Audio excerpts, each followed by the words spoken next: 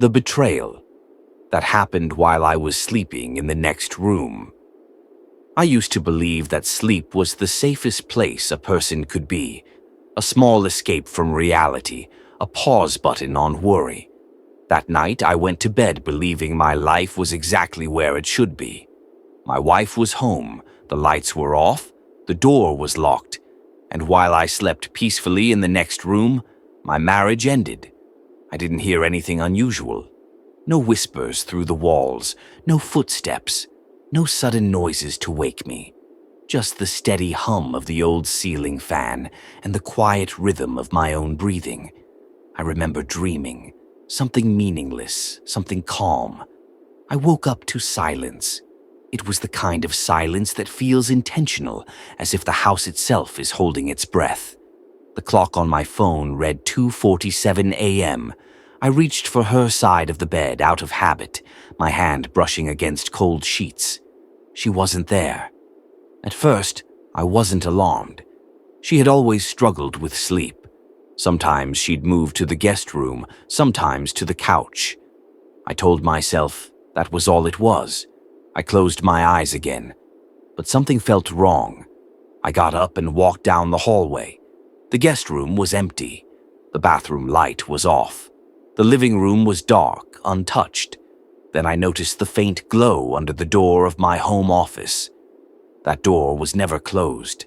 I stood there for a moment, my hand hovering near the handle, my heart beating just a little faster than it should have. I don't know what I expected.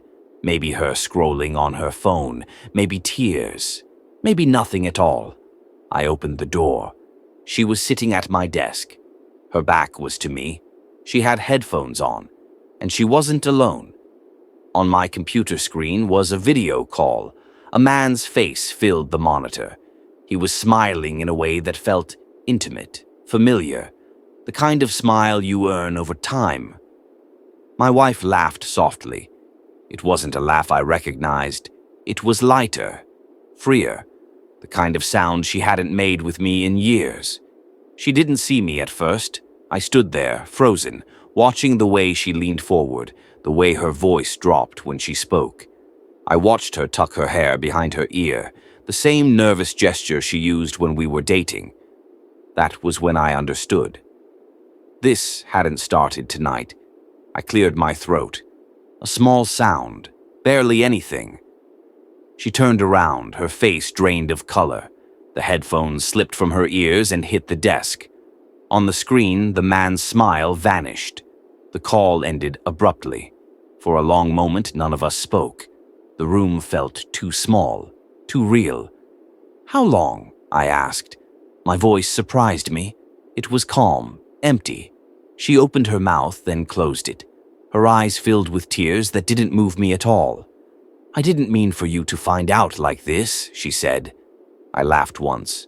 A short, broken sound. While I was sleeping, she looked down. That answer was enough. I thought about all the nights I had gone to bed early because I was tired from work. All the times I had trusted that the walls between us meant safety, not separation. I thought about how close I was, just one room away, while she gave someone else the parts of her I had been begging for. "It wasn't physical," she said quickly, as if that mattered. "We never touched." I looked at the chair she was sitting in, my chair, my desk, my space. "You didn't have to," I said. "You were already gone." She tried to reach for me. I stepped back. In that moment, I realized something terrifying. The betrayal wasn't that she loved someone else.